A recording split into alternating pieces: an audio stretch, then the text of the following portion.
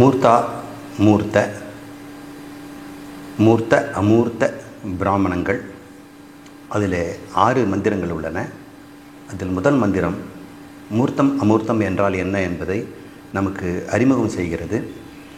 துவே வாவ பிரம்மனோ ரூப. சச்சிதானந்தமாகிய அந்த பிரம்மம் 2 வடிவிலே வெளிப்பட்டு இருக்கிறது. விவகாரத்துக்கு வருகிறது. விவகாரத்துக்கு வராத பாரமார்த்திக பிரம்மத்தை பற்றி நம்ம பேசலை. விவகாரத்துக்கு வந்திருக்கின்ற பிரம்மத்தை பற்றி பேசுகிறோம். அந்த பிரம்மம் 2 வகையான விவகாரத்தில் ஈடுபடுகிறது. 2 விவகாரங்களிலே அது தெரிகிறது. ஒன்று மூர்த்தம், இன்னொன்று அமூர்த்தம். மூர்த்தம் ச அமூர்த்தம் ச, அந்த 2ம் எப்படிப்பட்டதான்? மர்த்தியம் ச அமிர்தம் ச, அழிவதும் அழிவாததுமாக இருக்கிறது. ஸ்திதம் ச யத் ச, அது அளவுடையதும் அளவற்றதாகவும் இருக்கிறது. அளவுடையதுனா ஸ்திதம், யத் என்றால் அளவற்றதாக இருக்கிறது. சத் ச தியச்ச என்று இன்னொரு சொல்லை சொல்கிறது. சத் என்றும் தியத் என்றும், அது புலப்படுவது புலப்படாதது என்று இதுவாறு சொல்கிறது. எதை இது சொல்லுகிறது? நமக்கு ஏதாவது இதில் ஞாபகம் வருகிறதா? எது அழிவது அழியாதது, அளவுடையது அளவற்றது, புலப்படுவது புலப்படாதது என்றால் அழிவதெல்லாம் மூர்த்தம், அளவுடையதெல்லாம் மூர்த்தம், புலப்படுவதெல்லாம் மூர்த்தம். அமூர்த்தம் என்பது அழியாதது, அளவற்றது, நமக்கு புலப்படாது. எனக்கு தெரிஞ்ச மாதிரி ஏதாவது சொல்லுங்கள், அதுவே சொல்லுது. மூர்த்தம் என்பது அழிவது, அளவுடையது, புலப்படுவது. இவற்றை 3 வகையிலே உதாரணங்கள் தருகிறது. அத்தியாத்ம, அதிதெய்வ, அதிபூதங்கள்.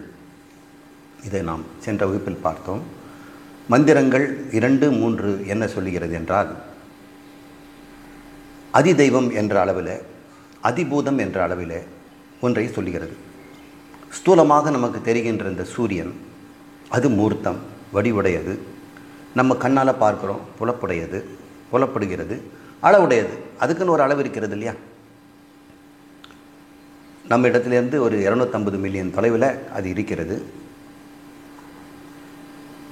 எல்லா கோள்களையும் ஒன்று திரட்டி அந்த சூரியனுக்குள்ளே போட்டோம்னா, சூரியன் ஒரு பெரிய பானைன்னா அதில் ஒரு கோழி குண்டு மாதிரி இருக்கும்.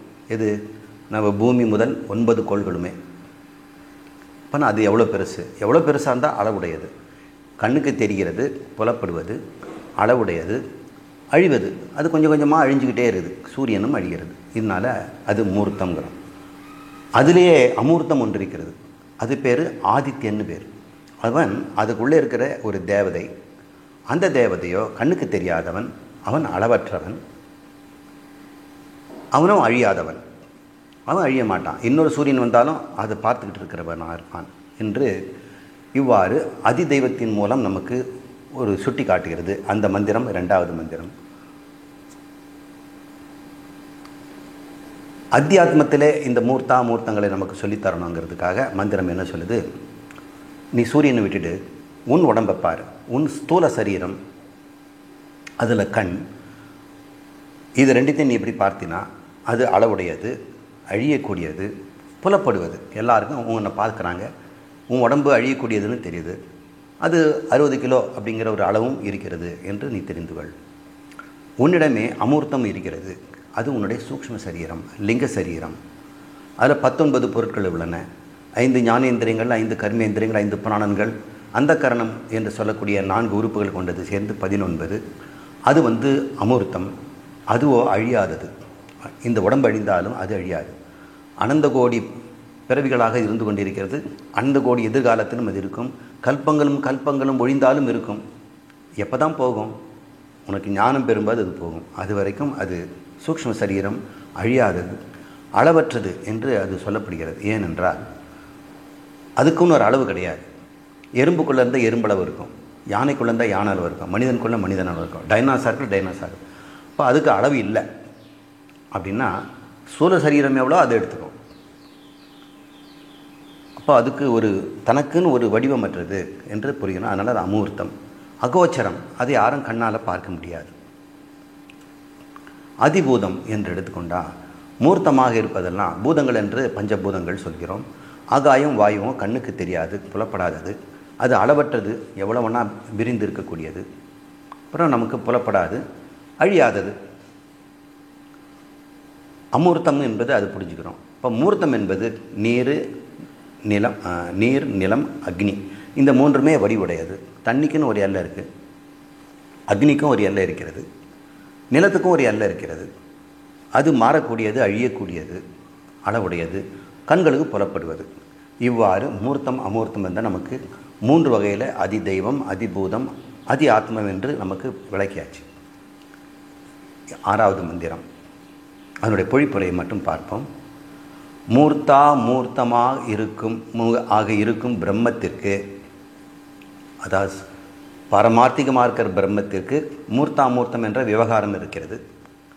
அதுக்கு இந்த மூர்த்தம் அமூர்த்தம் என்றுக்கு ரூபம் தருவது எதுன்னு கேட்டால் வாசனைகள் என்று இந்த மந்திரம் சொல்லுது. அதை நம்ம சென்ற வகுப்பிலே நான் விளக்கமாக சொன்னேன். எப்படி சமஷ்டியாக வாசனைகள் ஈஸ்வரனுக்கு நினைவாக இருக்கிறது, நம்முடைய வாசனைகள் எல்லாம் தனிப்பட்ட ஜீவனுக்கு சித்தத்திலே வாசனைகள் இருக்கின்றது.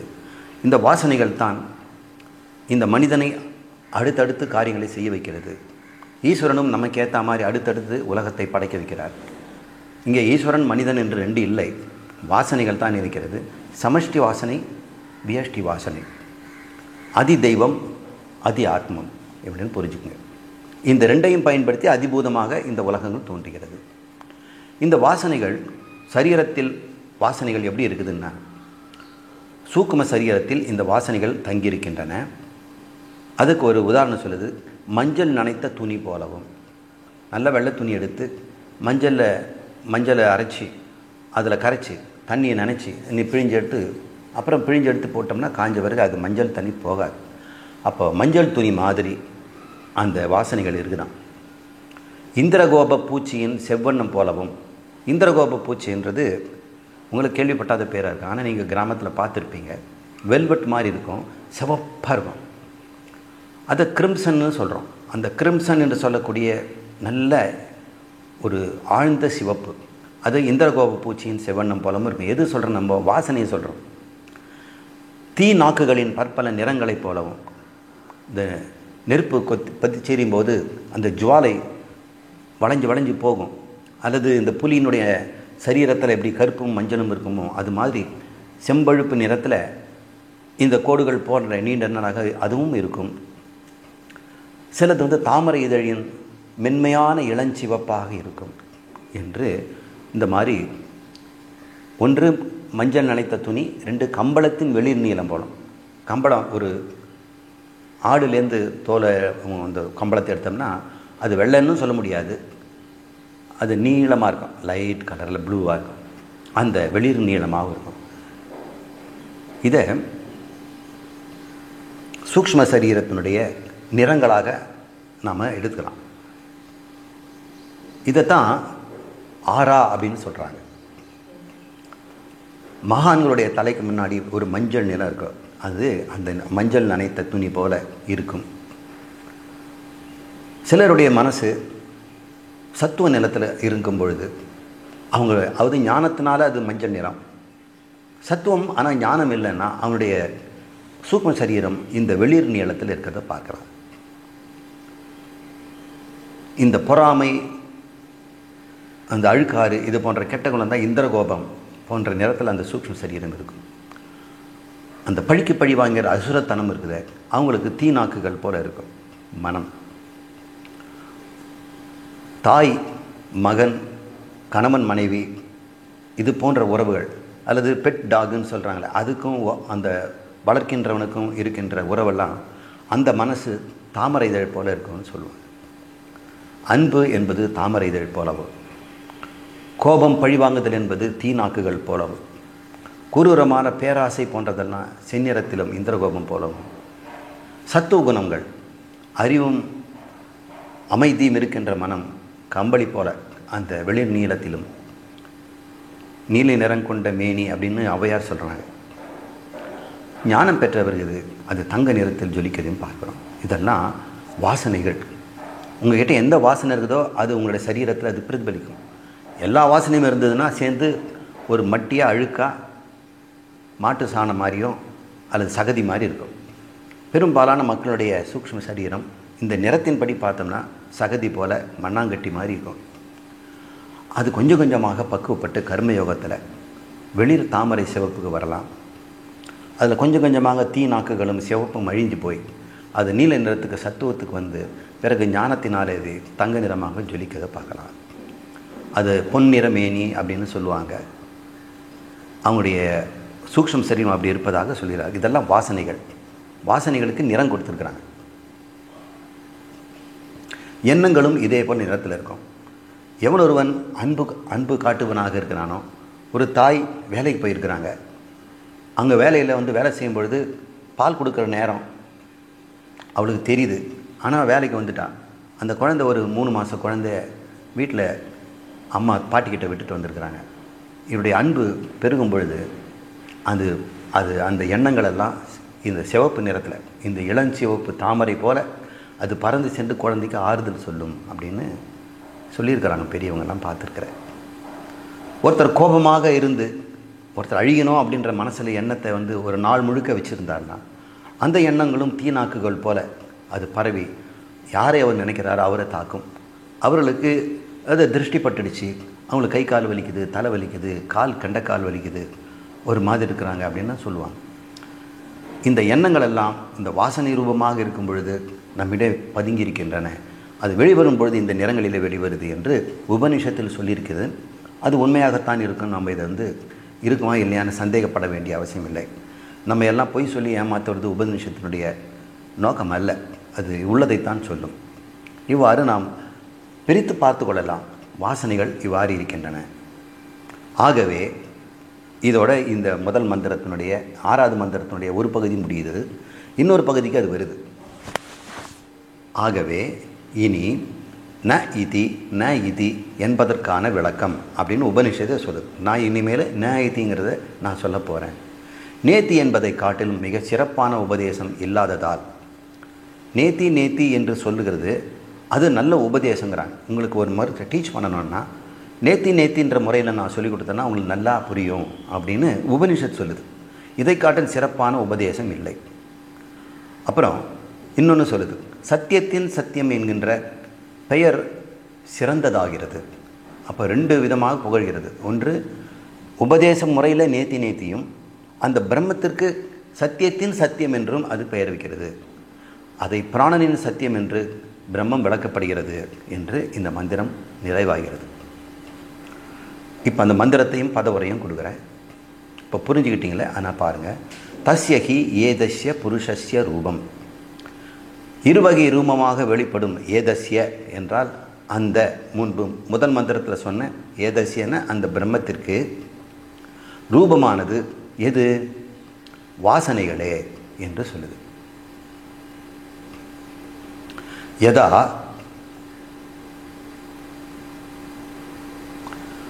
மகாரஜனம் வாச, மஞ்சள் நனைத்த துணி எவ்விதமோ அது மாதிரி ஒரு கலர். யதா பாண்டுவாபிகம், ஏன்னா வெண்மை, பாண்டுவாபிகனா வெளிர் நீளமாக இருக்கின்ற கம்பளி போலவும். ஆபிகம்னா அவி என்றால் செம்மறியாடு. அவி என்பது செம்மறியாடுக்கு ஒரு பெயர். பாண்டுன்னா வெண்மை, வெள்ளையான செம்மறியாட்டினுடைய ரோமம் போலவும். யதா இந்திரகோப என்று சொல்லக்கூடிய சிவம்பு நிற பூச்சியின் வர்ணம் போலவும். யதா அக்னி அர்ச்சி நெருப்பு ஜுவாலை நிறம் போலவும். யதா புண்டரீகம் தாமரையின் நிறம் போலவும். ததா சக்ருத் வித் யுத்தம், மின்னல் ஒரு கணத்தில் இருளில் மூழ்கியுள்ள அனைத்தையும் விளக்குகிறதோ அதுபோல ஹிரண்ய கர்ப்பனின் சமஷ்டி சூக்ஷ்ம சரீரங்கள் வாசனைகள் விளங்குகின்றன என்று சொல்லுது. ததா சக்ருத் வித் யுத்தம். இது வந்து யுத்வித்துங்கிறது மின்னலுக்கு பேர். இந்த மின்னல் பளிச்சுன்னு வெடிக்கும்போது இருட்டில் திடீர்னு வீடுகள்லாம் தெரியும், மரங்கள்லாம் நீக்கும், அதுக்கப்புறம் இருட்டில் மூழ்கிடும். ஒரு செகண்டில் அது தோன்றி மறைப்பது போல் இந்த வாசனைகள் எல்லாம் எண்ணங்களாக மின்னல் போல ஒவ்வொரு மனசிலும் தோன்றிக்கொண்டே இருக்கிறது. சூக்ஷ்ம சரீரத்தில் இப்படி தோன்றிக்கொண்டே இருக்கும் என்று சொல்கிறார்கள். சக்ருத் வித்யுத் யுத்வ ஹவா அஸ்ய, இந்த உபாசகர்களுக்கு மின்னல் ஒளி தோன்றி விளங்குவது போல தெரியும் என்று உபாசகர்களுக்கு அதனுடைய சிந்தனையிலே பாரி பார்க்கலாம் என்று சொல்கிறது. ஸ்ரீர் பவதி, அனைத்தும் விளங்கும். இந்த மின்னல்னால் அனைத்தும் பளிச்சுன்னு ஒரு மின்னல் அடிக்கும் பொழுது கிராமத்திலேயோ எங்கேயாவது நீங்கள் இருக்கும் பொழுது பார்க்கும்பொழுது கண்ணுக்கு இருட்டாக இருக்கும். மின்னல் அடித்த உடனே ஒரு செகண்டில் உலகமே தெரிஞ்சுட்டு அப்படியே மறைஞ்சிடும். அது ஸ்ரீர் பவதி என்று சொல்லி. யா ஏவம் வேத, இவ்விதம் எவர் உபாசனை செய்து இந்த சூக்ஷ்ம சரீரத்தின் வாசனை விளங்கி கொண்டாரோ. அதாத ஆதேச, அத்தியாரோப உபதேசத்திற்கு பிறகு இரண்டாவது சத்தியம் விளக்கப்பட இருக்கிறது, பிரம்மஞானம் விளக்கப்பட இருக்கிறது அப்படின்னு அது சொல்லுது. அதக ஆதேச, இவ்வாறு நான் சொல்லி முடிச்சிட்டேன் உபாசனையை. இனிமேல் அத்தியாரோப உபாசனையின் மூலம் பிரம்மத்தை நான் சொல்லி தரப்போகிறேன் என்று ஆதேசத்தை சொல்லுகிறது. அதக ஆதேச, ஆதேசம் என்றால் மிக உயர்ந்த உபதேசம் என்று அர்த்தம். அந்த உபதேசம் என்ன? ந இதி நே இதி, இதுவல்ல இதுவல்ல என்பது தான் அந்த உபதேசம். இது ஒரு உபதேசமா? அதை விளக்குவேன். நகி ஏதஸ்மாத் இதி, நேத்தி நேத்தி என்ற உபதேசத்தை காட்டிலும், ஏதஸ்மாத்னா இதை காட்டிலும், அந்யத் பரமஸ்தி, வேறொரு உயர்ந்த உபதேசம் இல்லை. அத நாமதேயம், ஆகவே இது பிரம்மத்திற்கு நல்ல பெயராகவும் அமைகிறது. நாமதேயம்னா பெயர், நேத்தி நேத்தினா பிரம்மம்னு அர்த்தம். சத்தியச சத்தியம், இது சத்தியச சத்தியம் என்பதும் அந்த பிரம்மத்தின் மிகச்சிறந்த பெயர். நேத்தி நேத்தி என்பது மிக சிறந்த உபாசனை உபதேசம். இங்கே சத்திய சத்தியங்கிறது சிறந்த நாமதேயம் என்று சொல்கிறது. பிராணோவை சத்தியம் தேஷாம் ஏஷ, பிராணன் தான் சத்தியம், அதன் சத்தியம்தான் பிரம்மம், பிராணனின் சத்தியம் பிரம்மம் என்று இந்த மந்திரம் சொல்கிறது. இப்போ நம்ம விளக்கத்துக்கு போவோம். அமூர்த்தமான பிரபஞ்சத்தின் வாசனைகளே மூர்த்தமான தூல பிரபஞ்சத்தின் வெளிப்பாடுகள் என்று இங்கே சொல்லியிருக்கிறது. அது என்னன்னு நான் சொல்கிறேன். உங்களுடைய கர்ம வாசனைகள், பல பிறவிகளாக நீங்கள் செய்த பாவ புண்ணியங்கள், ஒரு மனிதன் செய்த பாவ புண்ணியங்கள் எல்லாமே பதியப்பட்டிருக்குது. அது பேர் வாசனைன்னு பேர். அந்த வாசனைகள் எண்ணங்களாக வெளிப்படும். நிறைய வாசனைகள் டப்பில் இருக்குது. அதில் ஒரு சின்ன ஓட்டை வழியாக மெல்ல ஒரு வாசனை வரும். அது உங்களுக்கு ஒரு எண்ணமாக தோன்றும். அந்த எண்ணத்தை நீங்கள் செயல்படுத்திட்டீங்கன்னா அப்போ விதிப்படி நீங்கள் கர்மத்தில் ஈடுபட்டுட்டீங்க. அந்த எண்ணங்கிறதை நீங்கள் செயல்படுத்தலைன்னா விதியை வென்றுட்டீங்க. உங்களுக்கு விதியா மதியான்னு கேட்குறாங்க. எல்லாரும் தலைவிதியா இருக்குதுன்னா தலைவிதிங்கிறது அவங்க வாசனைகள் தான். அந்த வாசனைப்படியே வாழ்ந்தான்னா தலைவிதி அவனை வெல்கிறது. வாசனை இருக்கிற ஒரு பக்கம், அதை நான் நிறைவேற்ற மாட்டேன், எனக்கு ஒரு செயலை செய்ய சொல்லி தூண்டுது, அந்த செயல் அதர்மம், நான் செய்ய மாட்டேன். என்னுடைய வாசனை தூண்டுது, ஆனால் அது தர்மம், அதையும் நான் செய்வேன் என்று எவன் ஒருவன் செய்வதும் செய்யக்கூடாததும் சாஸ்திரத்தின் அடிப்படையிலே நிச்சயம் செய்கிறானோ அவன் மதிவுடையவன். எவன் ஒரு சாஸ்திரத்தை புறக்கணித்து விட்டு எண்ணம் என்ன சொல்லுகிறதோ அதன்படி நிறைவேற்றுவன் விதிப்படி வாழ்கிறான்.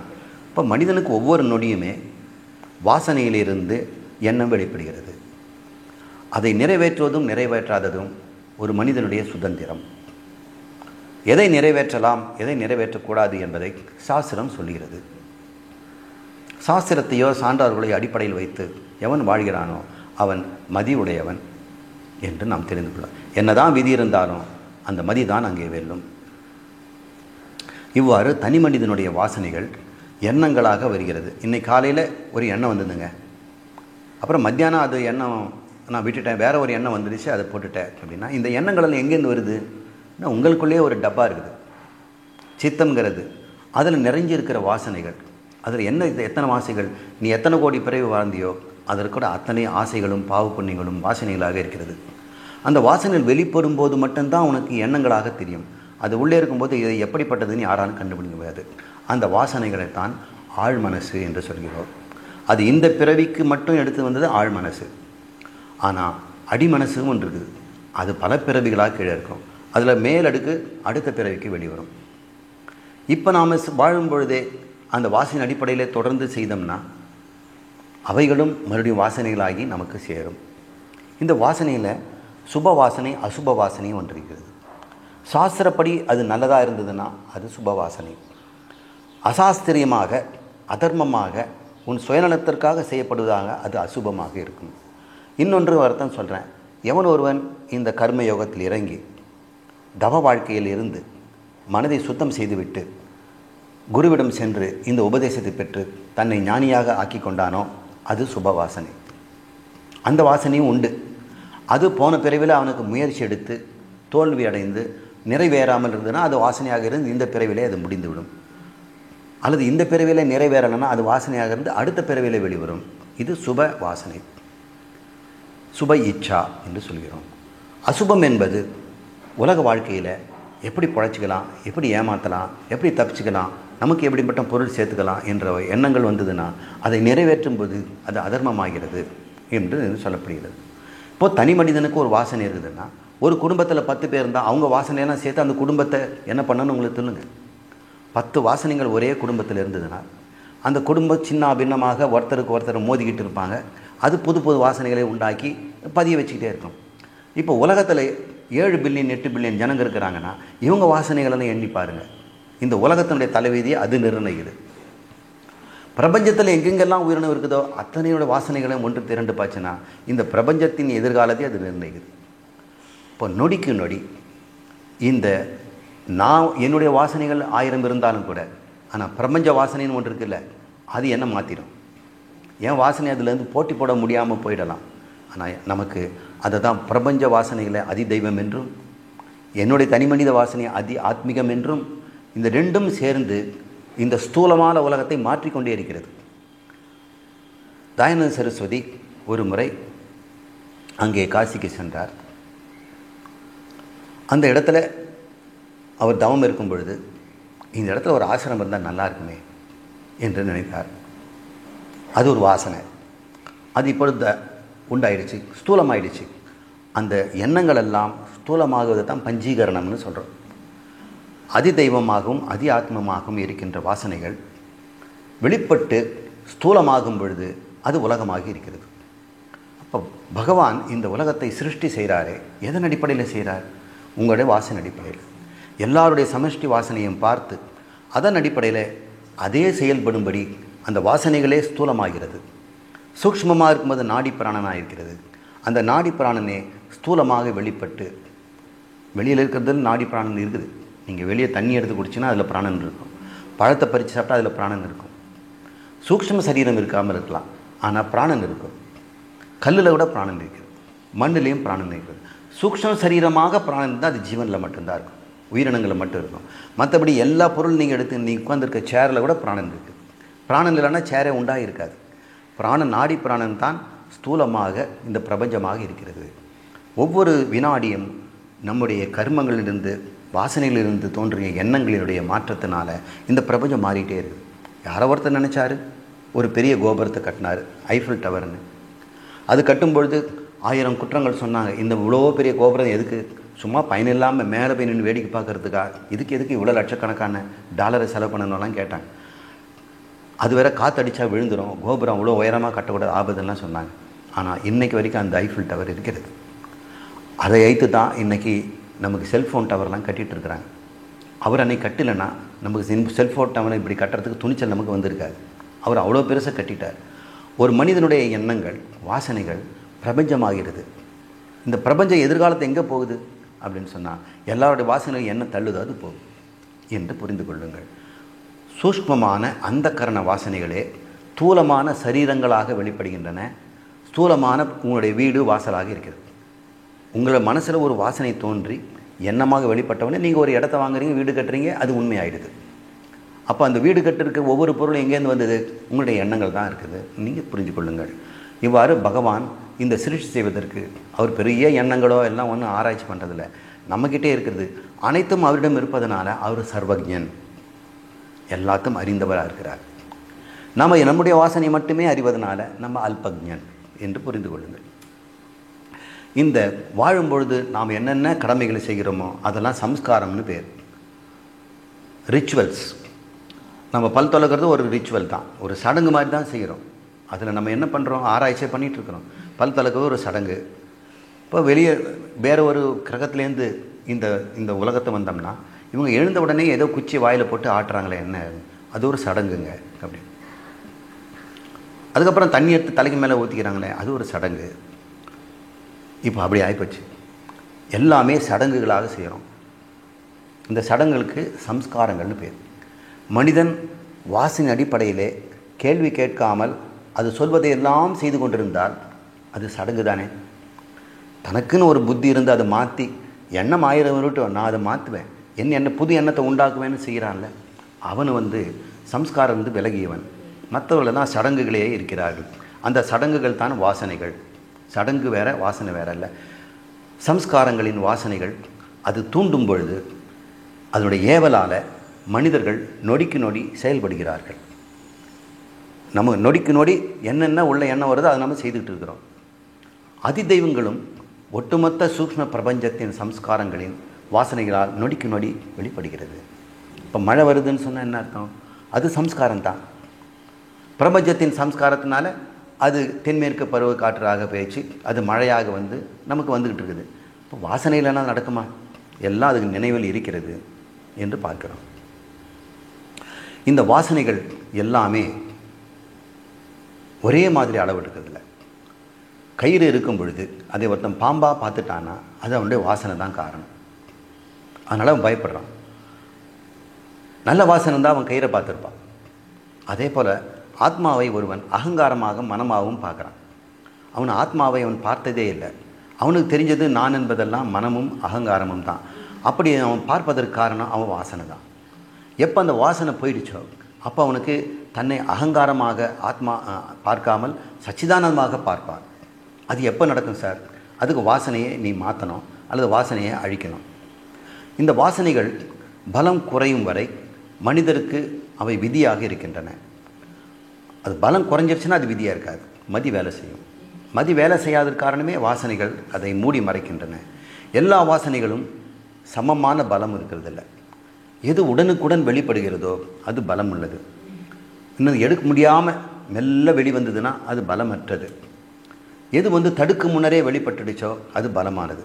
சில எண்ணங்கள் எல்லாம் தடுக்கு முன்னே வந்துடும். சில சமயம் எண்ணம் தோன்றும் போதே தெரியும் இது வேண்டாம், இந்த எண்ணம் வேண்டாம், விட்டுடு, அவங்க அப்படின்னா பண்ணிட்டு போகிறாங்க, அவங்களுக்கு பழி வாங்க வேண்டாம் அப்படின்னு நம்ம நினைக்கலாம். அந்த எண்ணம் நமக்கு செய்ய தூண்டுது. அவங்களுக்கு எது நம்ம செய்யணும்? நம்மளை தான் பகைச்சிட்டு இருக்கிறாங்களே, அவங்களுக்கு இதெல்லாம் செய்து என்ன ஆக போகுது, நம்மளை பாராட்ட போகிறாங்க, செய்ய வேண்டாம் அப்படின்னு ஒரு எண்ணம் வரும். ஆனால் அது பலம் பெறுவதற்கு முன்னாடியே நாம் அதை தடுத்து நிறுத்து நாம் அப்படி அவங்க நடந்து கொள்வதற்கு காரணம் அவங்களுடைய வாசனை. நான் அதுக்கு எதிர் வாசனையினால் செய்கிறது வாசனை அடிப்பட்டவனாக மாறிவிடுவேன். எனவே இந்த வாசனையில் வருகின்ற எண்ணத்தை நான் நீக்கிவிட்டு என் கடமையாக நான் செய்கிறேன் என்று எவன் ஒருவன் செய்கிறானோ அவன் அந்த வாசனையை ஜெயிக்கிறான். ஆனால் சிலதெல்லாம் நாம் செய்வதற்கு முன்னாடியே செய்துட்ட பிறகு தான் அந்த வாசனைனே தெரியுது. அது தடுக்கு முன்னரே வெளிப்படுவது என்று நம்ம பார்க்கணும். அது பலமான வாசனை.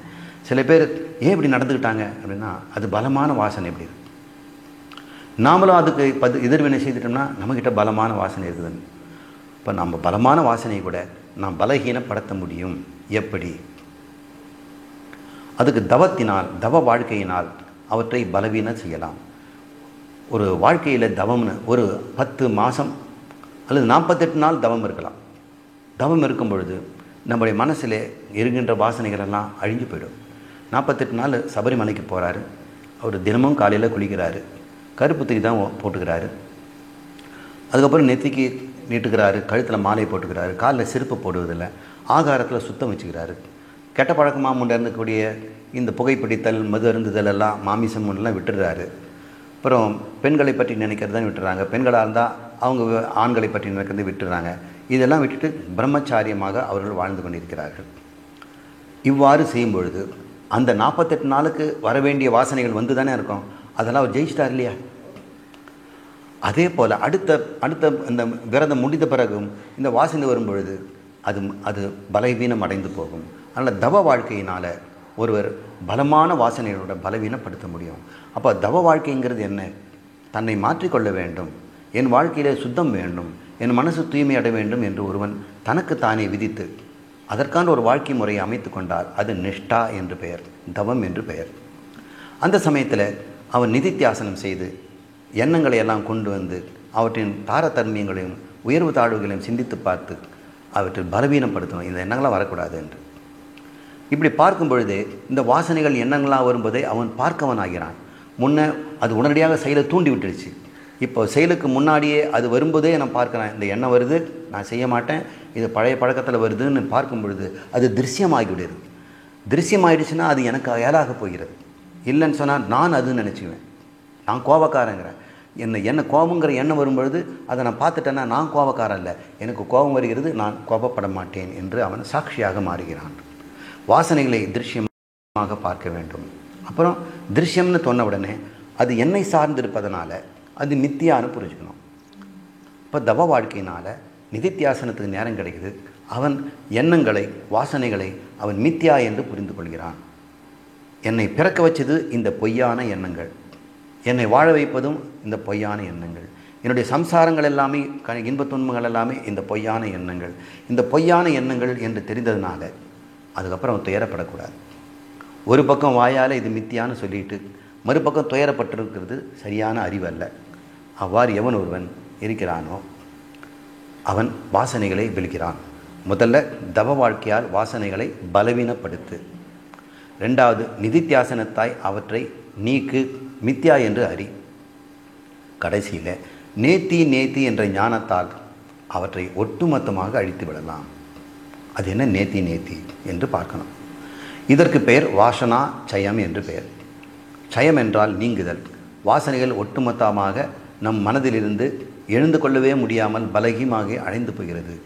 அப்பொழுது மனதை துயரப்படுத்தும் வாசனைகள் பொய் என்று உன்னால் நீக்கப்படுவதை நீயே பார்ப்பாய். எந்த மனம் வாசனைகளை பொய் என்று நீக்கிவிடுகிறதோ அந்த மனத்தில் புதிய வாசனைகளும் எழாது, புதிதாக சங்கல்பங்களும் எழாது. சங்கல்பம் இல்லாத மனசும் வாசனைகளால் பாதிக்கப்படாத மனசும் எது இருக்கிறதோ அது மனோநாசம் அடைந்தது என்று பெயர். இந்த வாசனாச்சயமும் மனோநாசமும் ஒருவருக்கு கைகூட வேண்டுமென்றால் அதுக்கு தவ வாழ்க்கையும் ஞானமும் வேண்டும். சாஸ்திரத்தின் மூலம் ஆத்மா எது என்று தெரிந்து கொண்டால் தான் நேத்தி என்ற ஞானத்தினால் ஒருவன் இதை புரிந்து கொண்டால் அவனுக்கு நிதித்தியாசனம் செய்யவும் மனோநாசம் செய்யவும் அவனுக்கு முடியும் என்று நாம் புரிந்து கொள்கிறோம். இவ்வாறு இந்த வகுப்பை நிறைவு செய்வோம். அடுத்த வகுப்பில் இந்த நேத்தி சத்தியத்தின் சத்தியம் என்பதை விரிவாக ஆராய்ச்சி செய்வோம்.